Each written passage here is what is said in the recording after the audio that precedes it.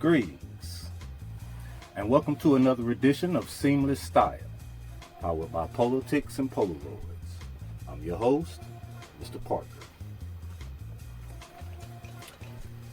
So for today's episode, we're going to focus on grail pieces. Now, in the collecting culture, there are some pieces that are just universally considered grail pieces across the board, no matter what your shtick is when it comes to being a Ralph Lauren collector.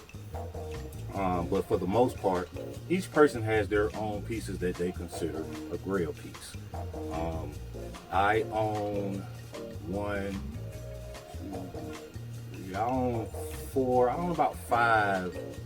six. I own 6 of the grail pieces on my list, but there are about 4 that I have yet to get my hands on. And yeah, I need those pieces. We've talked about them before, talk about them again. I need those pieces. But I did do 3 rigs for you today, and including what I have on right now, we'll make number 4. Now this particular piece is the Ralph's Garage purple label coverall piece. Now, what makes this a grail piece, and I would say that this is probably a universally grail piece. What makes this a universally grail piece is the fact that there were only a few made.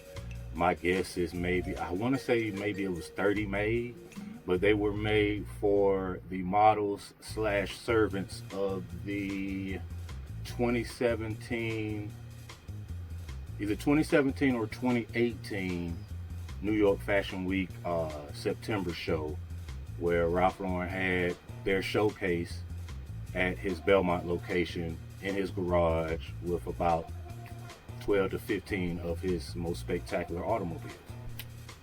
So some of the models / attendants, they had on these coveralls. So, and then after that, they were able to keep them, and then some of them, I don't know how many, but some of them, sold them on the black market, and I was fortunate enough to grab one. Now, for whatever reason, they came short in the sleeves and short in the legs.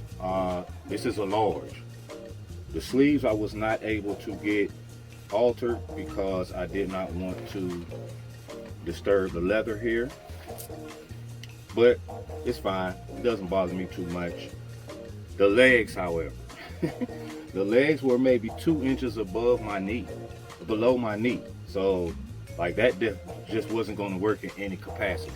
What I ended up doing was taking it to my tailor. I took her a pair of fleece joggers, had her cut off the jogger portion, brought her some elastic. She attached, make it look good as new. So my coveralls are joggers at the bottom, as y'all saw in the beginning. So this is a piece I won't never sell. I won't ever sell it. If I was to get too small or to get too big and couldn't get it altered, then I'd frame it, but I'd never sell it. It's one of a kind. I don't think they'll ever make it to sell it on ralphlauren.com. So for me, and again, as I stated, it's probably a universally respected grail piece for every collector. All right, but look, let's get into this episode. I'm gonna show you 3 of the, what did I say? I had 6 grail pieces. I'm gonna show you 3 of them on 3 different rigs today. All right, y'all ready?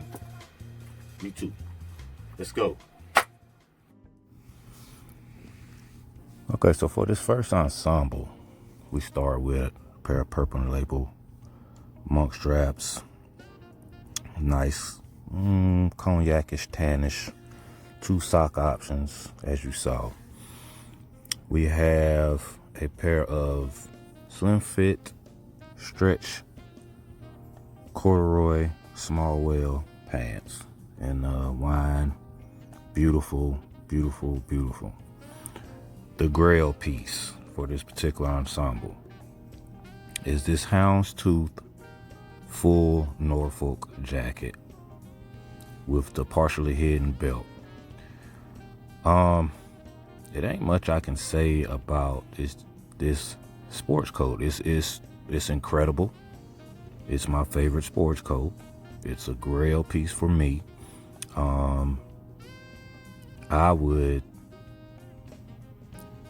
trade 20 sport coats for 20 Norfolk sport coats. I love the Norfolk design. I love the nostalgia of the Norfolk sports coat. This particular one is a tan base with a houndstooth pattern. Has a little bit of green, has a little bit of wine in it. And all of the bells and whistles that come with a full Norfolk. Belts on each shoulder and breastplate, coming all the way down to the beautiful pockets. This partially hidden belt that goes under the belts that come down the shoulders it's a thing of beauty. 3 button, not including the 2 buttons on the belt. Man, like, it ain't a lot I can say here. I paired it here with an olive Glen plaid dress shirt and a heavy wool plaid ascot. Again, the wine corduroys, the 2 sock options. I'd probably lean more towards the Argyle socks. I just think they add a little extra color with the navy base of the Argyle. Again, the monk straps. Just a very, very nice Scottish / English countryside ensemble. But the grail piece by far is the Norfolk jacket. I haven't worn this jacket much just because I want to be able to maintain the special feeling that I get with this jacket, so I don't want to saturate it. The back of the jacket, as you can see, the belts go all the way over the shoulders and to the back. The belt that's partially hidden as it reaches either side of your waist is attached, and it's not a movable part in the back, but you can still see the aspects of the belt. This particular Norfolk jacket is single vented, but it's just the details of it. The classic look that a Norfolk jacket gives you is it's just something that for me it was a grail piece. It was something that I always wanted. I always wanted a jacket like that, and when I saw it, there was no haggling. I jumped on it, and I have no regrets whatsoever. I mean, look at it. It's a beautiful piece. It's definitely not an essential piece. It's not something that every man should have in their closet, but Mr. Parker is definitely going to have it, and hopefully a couple more. Next ensemble is all equestrian all day long. I got 2 sock options here, but for some reason one of the socks got turned around a little silly, but that's a solid green pair of socks, or the navy socks with the jockey on it, because we got the match play slippers down there at the bottom. Trouser wise, we're doing the Jodhpur breeches, olive with brown leather riding patches on the inner thigh by the knee. We did the leather belt with the big polo player buckle in silver, and the grail piece for this ensemble, the forest green turtleneck with the giant polo player. Looks like Kareem Rosser if it was a black dude, huh? But yeah, he's giving them the business, man. This is a piece that I had. It was, let's do air quotes, misplaced. I had to replace it, but as soon as I was able to replace it, I did, because like I was not gonna be a collector if I didn't keep this piece in my arsenal. It's a turtleneck, which I love turtleneck sweaters a lot more than I love turtleneck shirts or whatever you want to call those, the thin ones that you can use to layer. They're cool, but I like turtleneck sweaters. This has a nice heavy weight to it. It's wool, non-itchy, and just look at the details. It's not a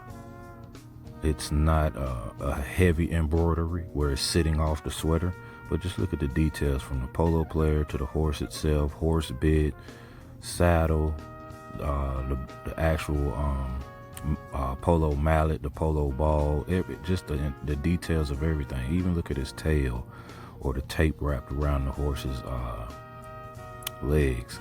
Man, this is the details of this sweater is just incredible. I like to pair it. I've paired it with a tweed blazer before, of course, that's a given, but I also like to pair it with the navy match play chino blazer. I tried it. I looked at it with the green, but those greens are just so different. So whenever I do wear it when I'm not wearing it with a tweed blazer, I definitely wear it with the navy version of the match play chino blazer. But yeah, this entire look screams equestrian. And of course, I could have did my riding boots in the cognac. Of course, that would have worked no problem with it. From an aesthetic look, it would have worked no problem. But sometimes I like to wear these particular Jodhpur pants with slippers. So I went that I went that route this time as opposed to the riding boots. But definitely could have did the riding boots and would have been fine. The match play slippers themselves have great detail, all the way down to the polo ball on the left shoe with the single player, dual players on the other vamp of the right shoe, which is just so cool. I probably would, even though I like the big jockey navy socks, I'd probably do those green ones. I'd probably do the green ones just to not over saturate the ensemble with match play. But even though there's a lot of match play here on the blazer, you got the big player on the grail turtleneck and on the slippers, it's not overly done. It's still tasteful and classy. Finish it off with a driving cap. And in this last ensemble, I broke out the Ralph Lauren Purple Label Oxblood monk straps. Great pair. I had 2 sock options, which you'll see again. I broke out a pair of heavy wool flannel plaid, slim fit dress pants. And we broke out a tweed blazer trimmed in heraldic for one of my favorite grail pieces, the Rugby Ralph Lauren R crossed oars sweater, boat neck sweater. It's wine. Hey, we all know this sweater, man. We all know this sweater. It's from the Rugby Ralph Lauren line. It's probably the most popular sweater from the entire collection of Rugby Ralph Lauren. As far as a grail piece for everyone that's a collector, I would venture to say it's not, but it's probably a piece that every collector has either wanted, does have, or has had in their arsenal at some point. It's just one of those pieces, man. I mean, it's not an easy piece to find. It's not everywhere, and I think the reason for that is because a lot of people that have it don't want to part with it. It's a very simple piece. Now, I have a particular style, so of course I throw it on with a blazer, the bow tie you saw, and the dress shirt you saw, the pocket square. This is my style. This is what I do when I get dressed. But this same sweater can be thrown on with a pair of joggers and some sneakers, and still be special for whoever's wearing it. This is just one of those pieces that when people see it and they're in the know, You know, the only thing needs to be said is a head nod. Like, yep, that's that jump. First time I saw it was in a print ad, and I knew as soon as I saw it, it was something that I was going to have to add to my collection. And once I was able to, I did just that. Great look here.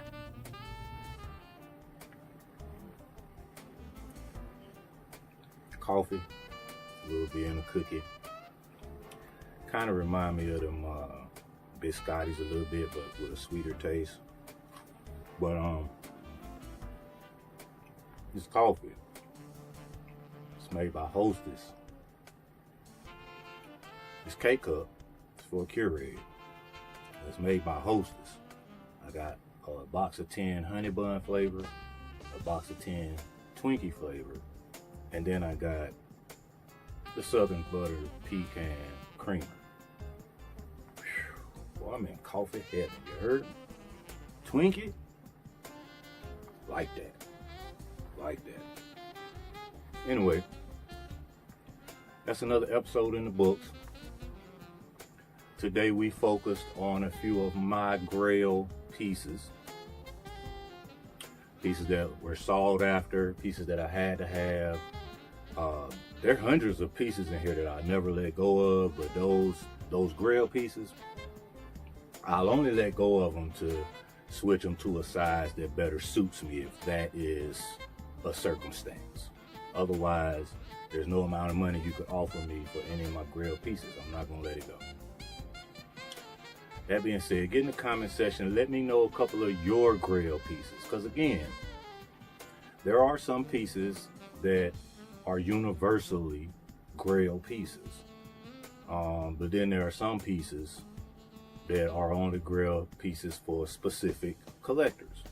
So the ones that I showed you today were grail pieces for me as a collector, except for this. I'm pretty sure this is probably something that every real collector would like to have, even if they wouldn't wear it. Now, me personally, I'll wear this outfit just like this in the streets and be comfortable, because I think it's kind of fly. It ain't too tight, it ain't too baggy. It's dope, and it's comfortable. A few grail pieces that I absolutely have to have will show up right here. And if you have the piece in a large or a medium for the cardigan, if you have the piece or you know someone with the piece who, you know, alright, look, we family, so I'm gonna say it. If you know someone with the piece that don't know what the hell they doing, ain't got no type of style, they just got the piece because they got the piece, don't even really know what they got, or maybe it's somebody that bit Mr. Parker's style and just like out here trying to live their best Mr. Parker life. You know, that ain't how we roll. We all do our own thing. So, you know, talk them into selling me that piece, you know, at a premium discount. All right. But anyway, otherwise, get in the comment section. Let me know about some of your grail pieces, man. I'm interested. So please get in the comment section. All right. Also, too, I'm rolling hard and fast with the styling via via Zoom calls, via FaceTimes, whatever. I appreciate everybody that's broke bread with me, but you know, it's still quite a few more people out there. You know, the way y'all looking when I drive past Walmart on the way to the mall, y'all, it's still quite a few people out there that need to be trying to holler. So, you know, let everybody know what it is, man. You know, we can't measure you right now. We can't do all that touchy coming over to your house and doing all. We can't do all that right now, but I can still get you together. I can get you together. So just hit me. All right. Hit that like, hit that subscribe, tell a friend, man. We here. And artists like me, we paint pictures. And haters like this guy, he paints narratives. Don't be no hater. All right? Have a good one.